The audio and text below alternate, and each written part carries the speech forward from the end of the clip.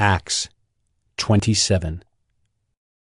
And when it was decided that we should sail for Italy, they delivered Paul and some other prisoners to a centurion of the Augustan cohort named Julius. And embarking in a ship of Adramyttium, which was about to sail to the ports along the coast of Asia, we put to sea, accompanied by Aristarchus, a Macedonian from Thessalonica.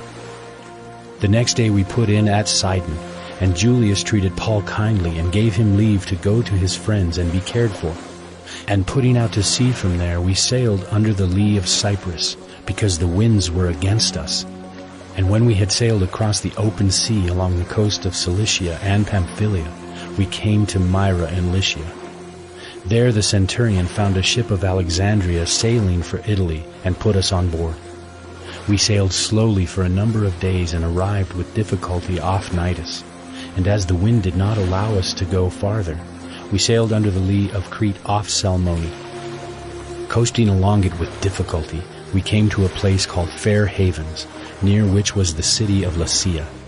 Since much time had passed, and the voyage was now dangerous because even the fast was already over, Paul advised them, saying, Sirs, I perceive that the voyage will be with injury and much loss, not only of the cargo in the ship, but also of our lives. But the centurion paid more attention to the pilot and to the owner of the ship than to what Paul said. And because the harbor was not suitable to spend the winter in, the majority decided to put out to sea from there, on the chance that somehow they could reach Phoenix, a harbor of Crete, facing both southwest and northwest, and spend the winter there. Now when the south wind blew gently, supposing that they had obtained their purpose, they weighed anchor and sailed along Crete, close to the shore. But soon a tempestuous wind, called the northeaster, struck down from the land. And when the ship was caught and could not face the wind, we gave way to it and were driven along. Running under the lee of a small island called Cauda, we managed with difficulty to secure the ship's boat. After hoisting it up, they used supports to undergird the ship. Then, fearing that they would run aground on the Syrtis, they lowered the gear, and thus they were driven along. Since we were violently storm-tossed, they began the next day to jettison the cargo, and on the third day they threw the ship's tackle overboard with their own hands. When neither sun nor stars appeared for many days, and no small tempest lay on us, all hope of our being saved was at last abandoned. Since they had been without food for a long time, Paul stood up among them and said, Men, you should have listened to me and not have set sail from Crete and incurred this injury and loss. Yet now I urge you to take heart, for there will be no loss of life among you, but only of the ship. For this very night there stood before me an angel of the God to whom I belong and whom I worship. And he said, Do not be afraid, Paul. You must stand before Caesar. And behold, God has granted you all those who sail with you. So take heart, men, for I have faith in God that it will be exactly as I have been told. But we must run aground on some island. When the 14th night had come, as we were being driven across the Adriatic Sea, about midnight the sailors suspected that they were nearing land. So they took a sounding and found 20 fathoms. A little farther on they took a sounding again and found 15 fathoms. And fearing that we might run on the rocks, they let down 4 anchors from the stern and prayed for day to come.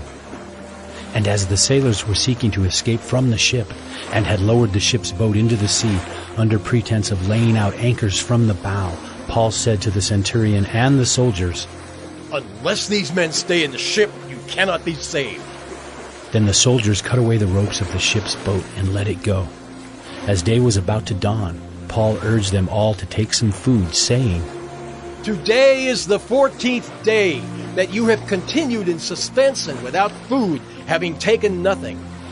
Therefore I urge you to take some food, for it will give you strength, for not a hair is to perish from the head of any of you. And when he had said these things, he took bread, and giving thanks to God in the presence of all, he broke it and began to eat.